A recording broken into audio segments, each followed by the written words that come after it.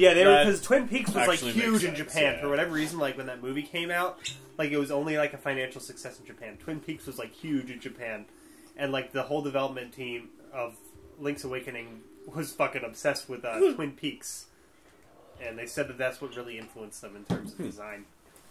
That makes a lot of sense, actually. I have got to watch that now. It's quite interesting, actually. I kind of forgot about that. But back here in Gameplay Land, I can't find this fucking fourth dude, it's a key bitch. or whatever it is. It's a bitch. Final rune. It's a bitch, and I have no idea where it is. I'm sorry. I wish I could. I think it's... No, there was already... Go back. Ah! You little fucker, that doesn't Yes! look like a...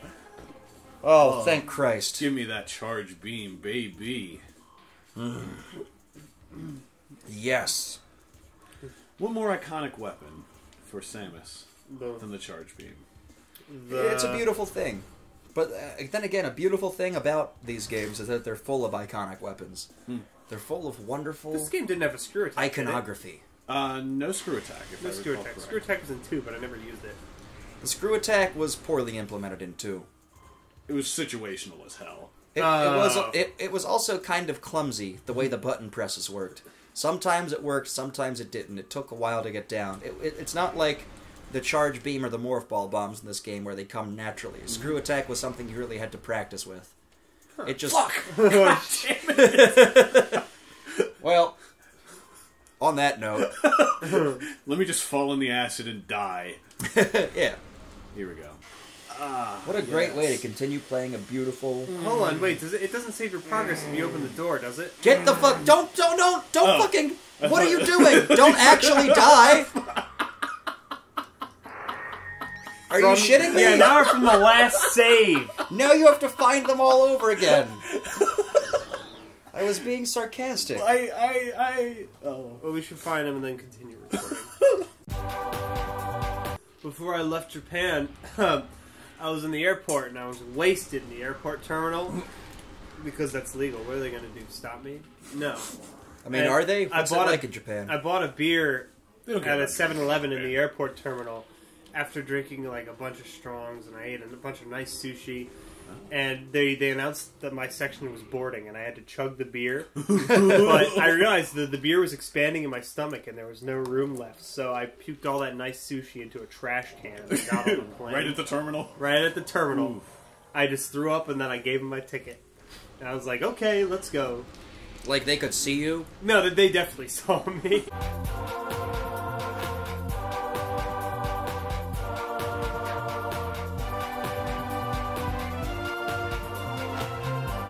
James Rolfe, like have you gone to like a Cinemassacre sites and like I don't know. I saw The Deader the Better, and Alex, I think he that's sort of it. reminds me of like you, to be honest.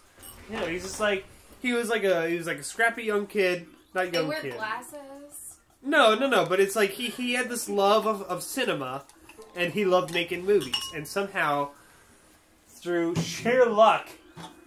He was able to do that with Angry Video Game Nerd the movie. Mm-hmm.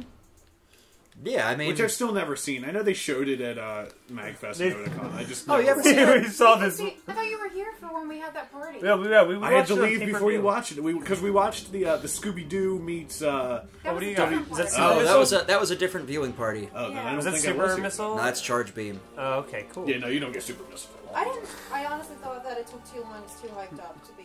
The Angry Video Game That's Nerd kind of movie. the consensus that I've heard, but... Yeah, but- people hated the movie, but I didn't honestly... People hate the movie? They did. I didn't When we hate it. watched it... As I Shulman did nothing but bitch about it. That's all. I Yeah, well, he would, because he's the critic. He's a writer, and he looks at everything from a strictly writing standpoint instead of an everything else I'm not standpoint. gonna say that it's bad, but you know what? Like, I could tell from like a lot of the scenes and the way that things were done, like that fucking scene where like the monster and it was like destroying models and shit. That this was something that he'd wanted to do for like a long time. Like you could see, like when you hear him talk, like do you ever like listen to him talk about movies? Yeah. Yeah, And he has a lot to say. He's really insightful. Because that's the thing is like this is something that he had probably wanted to do for a long time. It's like he loves cinema. He wants to make cinema. You know, I'm not gonna say it's like the best cinema, but you know what? No, I fully admit it's not even a good movie, but it's not supposed to be. It's a fully adequate B movie. Yeah, that's the thing, and it's that's supposed fine. to be. It's supposed to be a B movie, and it's one of the best B movies I've ever seen. Yeah, that's the thing is if you judge it by B movie standards, I think it's great. Yeah, it's a tribute to movies that they just didn't have the adequate resources to make, and that is exactly what it's supposed to be. We're talking about the animated comedy B movie. B movie. I've seen B movie, and it has some weird fucking humor. It has one humor that is they just took the word B in every place that you could use the word Jew. No. But you say that, but believe me, I've seen B movie. We're going to talk about B movie it's just a bunch of Jewish jokes where they replaced the word Jew with B. There's they had Ray Liotta in it, and it's what's Ray Liotta doing profiting off my honey? Shit like that. And it was they had Ray Liotta in it. It was really, really weird, actually. And they had a trial where Jerry Seinfeld was keep our honey. No, Jerry Seinfeld was well, I'm gonna sue the human race, and they have this whole courtroom scene where the bees sue the humans to keep their honey. Yes. And the thing is, they win the trial, and all this crazy shit happens. They have these weird Winnie the Pooh stand-ins, and they have a SWAT team go in on them, and there's Jerry Seinfeld's little bee, and he's take him out, and they fucking shoot Winnie the Pooh and shit. It's actually that sounds like a good movie. It's not a good movie, but it's entertaining. It's very entertaining. People will make fun of B movie or whatever. And I'm not going to say it's a good movie. It's not a Pixar classic. But for what it is, I was very pleasantly entertained. More so than I would have been if I were a kid. If I were a kid, I would have thought it was stupid. I seem to remember some project that I believe Jerry Seinfeld was involved in, where it was a film about people trying to make a live-action CG movie, a live-action Pixar movie. So it was these dudes in mascot costumes that resembled Pixar characters. And I think he was a bee. And, they were just using that formula and making fun of the fact that it is a formula that can just be abused. I've never seen that before. I think I saw a segment about that on Attack of the Show. Because I saw Jerry Seinfeld in a bee costume, but I thought that was promoting B movie. I don't remember what it was. He was in a big doofy bee costume. It was so long you ago. Could see his face. What you're talking about might actually be what I saw. I thought it was a thing for B movie. It was so long ago. I can barely remember it, but it was entertaining as hell. Oh, we got a locked door. You know what I actually did not see until very recently was a Goofy movie. Oh, really? Oh, really? It took you that long? A year ago. Yeah. Well, it's it has a special place in my heart. It's also an animation hack job, and 3 different studios worked together without talking to each other, and they patched it all together. That was Disney Toon Studios, wasn't it? Yeah, that was Disney Toon Studios, but they also had studios in Japan and France. Well, I mean, for what it was, though, it was exquisitely written. Yeah, I like it for... Can I call it exquisitely written? Can I call it that? I'm not even sure if I can. I can call it that. When I was... It's for children, and as a child, I thought it was ultimate. I still think that it's I love it as a movie, but... I'm not sure if I can really be objective with it. Yeah, you need morph ball bombs, though. I'm not sure if I could be objective with it. That's just what I'm saying. Yeah, I have a great passion for a Goofy movie. But nostalgia taints everything. See, look at that fucking stance. She is ready for action. And not cry when she sees Ridley. Yeah. You know, if that was a prequel to all the Metroid games, then I could understand it. At least did you ever read the manga? From what I've heard about it.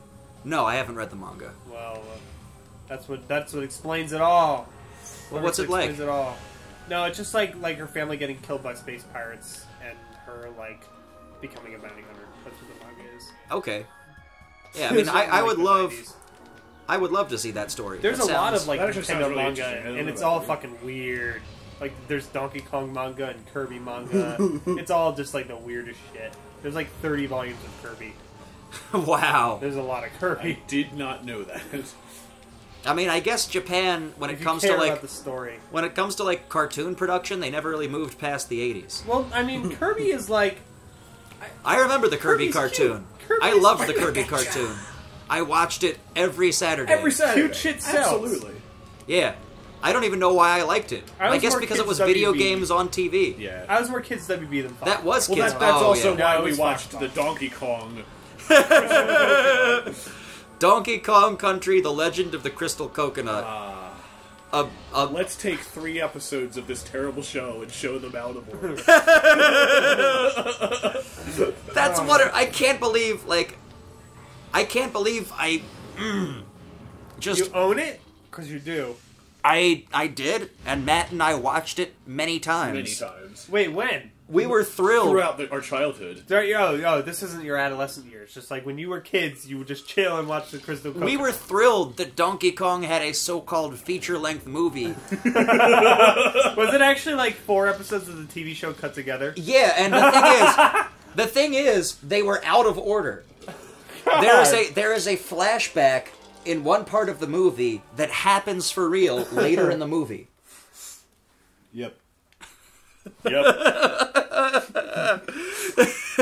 So the episodes were aired out of order, or they were No. cut together No, out no, of no. order on the tape. They were put on the tape out of order. And sold as a movie. Yep. Because that's. Oh, by the way, we were going to talk about this. You can play this for the viewers on YouTube later. Well, let's talk about it. Let's talk about it in the next episode. Yes, in the next shall we? episode. Cut here. Woo!